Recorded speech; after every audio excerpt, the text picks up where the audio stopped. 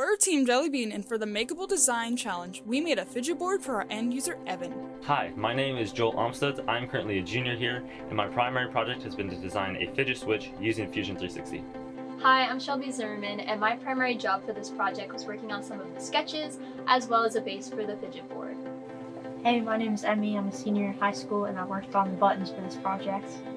Hi, I'm Sam Ernst. I'm a senior at Greencastle Antrim High School, and for this project I've been making fidget beads out of clay. Hi, I'm Brady Miles. I'm a senior at Greencastle Antrim High School, and I've been doing the video production for this project. This is Evan, our Makeable user. I met him and his family through church events. He is a 13-year-old boy who has limited mobility and sight due to complications at birth. Because of this, he is mostly bound to a wheelchair. After finding Evan, we had to start researching. We started forming questions to ask at the interview. We made sure to work alongside our teacher, who helped us develop some ideas. Questions like what his hobbies were and what his daily life was like. After the interview with Evan, we started getting ideas. His mother gave us two suggestions: hooks for his feeding tray or a fidget toy. We had already started looking into fidget toys, so we decided to pursue that route. We wanted to make something that involves movement and other tools that can assist Evan. Eventually, we came up with the idea to make a fidget board, a wooden panel that had different sensory tools and fidget toys on it. We started sketching and modeling what the board would look like. Shelby handled sketching, while Emmy and Joel worked more on 3D modeling. We began the trial and error process with 3D modeling. Some of our first prototypes didn't work. We took feedback from our fellow classmates to figure out how to further improve our designs. Afterwards, we worked on redefining the brief and made more 3D models that would have a better chance of being included in the final product. We tried testing out different mechanisms of other toys to see how they could work for our design.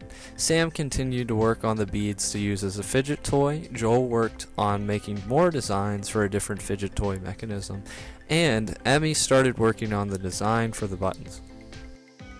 Next, we had to design the board. Using the CNC machine, I worked on making tests to ensure the 3D prints would have a tight fit.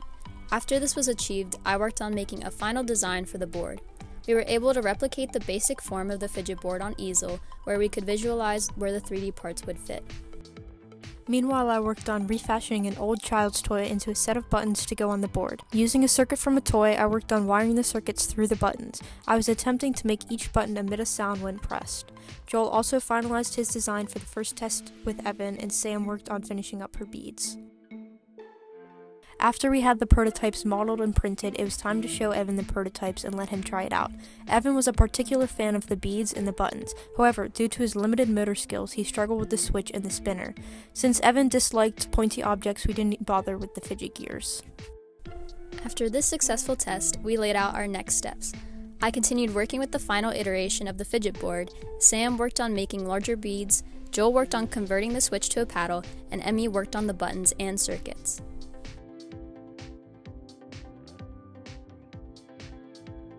After weeks of researching and testing, our product is finished. At the start of this challenge, our group sought to make an advanced product. We wanted to push ourselves.